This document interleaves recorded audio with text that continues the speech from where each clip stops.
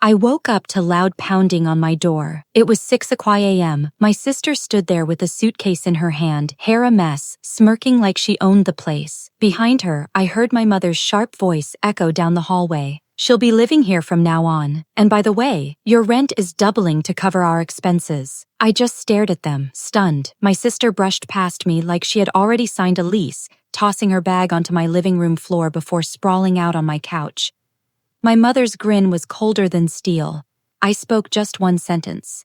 "Then I'll move out." They both burst into laughter, convinced I was bluffing, certain I had nowhere else to go. That was their first mistake. For years, I believed in family. I carried their burdens when I was younger, working part-time jobs while finishing school, paying bills after my father vanished into debt, while my mother claimed she couldn't manage on her own. My sister, the spoiled one, was always the golden child. They coddled her, excused every failure, while I was treated as nothing more than free labor. I swallowed the unfairness because I thought loyalty meant enduring it. But loyalty dies when betrayal takes its place. I eventually learned that the rent I paid every month wasn't for bills at all. One day I saw papers left on the kitchen counter, bank statements showing my money going in, and then thousands spent on vacations, spas, and debts that weren't mine. I stayed quiet, just watched and listened. I'll never forget overhearing my mother whispering to my sister on the phone, "Don't worry, she'll never leave. She's trapped here."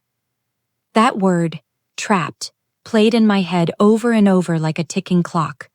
From that moment, I decided I wouldn't argue or beg. I would end their little game once and for all. So when they laughed at me that morning, I was smiling inside because I had already been preparing. I'd secured another apartment in my name, had movers on standby, even rented a storage unit and paid 6 months in advance. But my plan wasn't just about leaving. Walking away quietly would have been a gift. No, I wanted them to choke on their arrogance.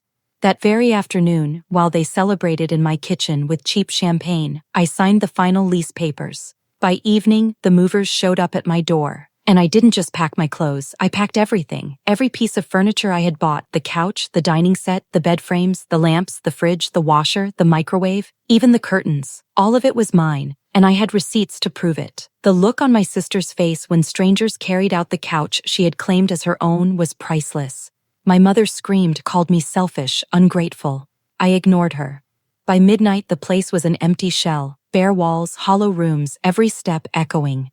When I walked out, I left the keys dangling in the lock. The next morning, my phone wouldn't stop buzzing. Dozens of calls, voicemail after voicemail. My mother's voice cracked with rage. "You can't do this. We have nothing to sit on, nothing to cook with. How could you?" In the background, my sister was screaming, "She stole from us! Call the police!" I just smiled, because I knew something they didn't. I'd already spoken to a lawyer and every single item was legally mine. They had no case. Every threat they threw at me would crumble in their hands. And then came the final blow. I shut off my automatic rent transfers. The account they had been draining for years was permanently cut off. They had depended on my money like addicts waiting for their next fix, but now the faucet was dry. That same night, I moved into my new apartment. It was filled with my furniture, my quiet, my freedom. I sat down on the same couch my sister had sprawled on that morning, and for the first time in years, I exhaled.